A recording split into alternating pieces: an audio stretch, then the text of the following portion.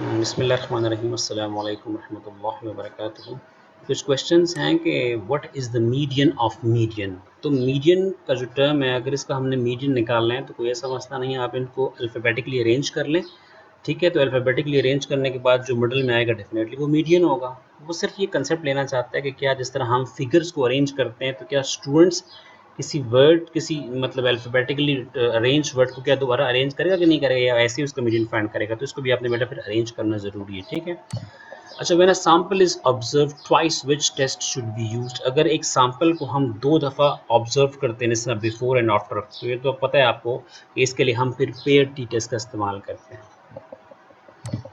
To estimate the parameters of experimental designs which technique is used. जब हम experimental design के model में जो हमारे पैरामीटर्स होते हैं, जिसमें ट्रीटमेंट सम ऑफ स्क्वायर होता है, एरर सम ऑफ स्क्वायर होता है, जब उनको हम एस्टिमेट करते हैं तो डेफिनेटली हम कोई टेक्निक तो इस्तेमाल करेंगे एस्टिमेशंस की। तो आपको याद होना चाहिए कि उसके लिए फिर हम ऑर्डिनरी लीस्ट स्क्वायर का जो है वो इस्तेमाल करते हैं। ठीक है, can Bartlett test be use for the equality of several population standard deviations. अच्छा, एक बात जो है, ये जो बॉटलेट टेस्ट जो है ये मशहूर हो चुका है कि अगर हम मोर देन 2 पॉपुलेशन वेरिएंसेस की अगर हम इक्वालिटी चेक करना चाहते हैं तो वहाँ पे हम बॉटलेट टेस्ट लगाते हैं।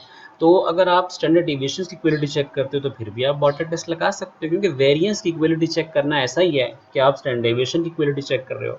डेफिनेटली अगर वेरिएंसेस इक्वल होंगे तो इसमें कोई शक नहीं है कि उनके स्टैंडर्ड डेविएशंस भी तो इक्वल होंगे ना। तो बिल्कुल आप बॉटलेट टेस्ट जो है वो बगैर किसी झिझक के जो है वो आप लगा सकते हो। ठीक है, what is the degrees of freedom of Bartlett test. Bartlett test की जो डिग्रीज ऑफ फ्रीडम होती है वो K-1 होती है। जो K होता है वो number of independent samples show कर रहा होता है। ठीक है, अगर आपके पास 5 पॉपुलेशन वेरिएंस की इक्वलिटी चेक करनी है तो डेफिनेटली इसके लिए आपके पास 5 सैंपल्स होंगे, तो जो K है वो नंबर ऑफ सैंपल्स को शो कर रहा होता है। The reciprocal of the harmonic mean of the reciprocal of the values is called arithmetic mean.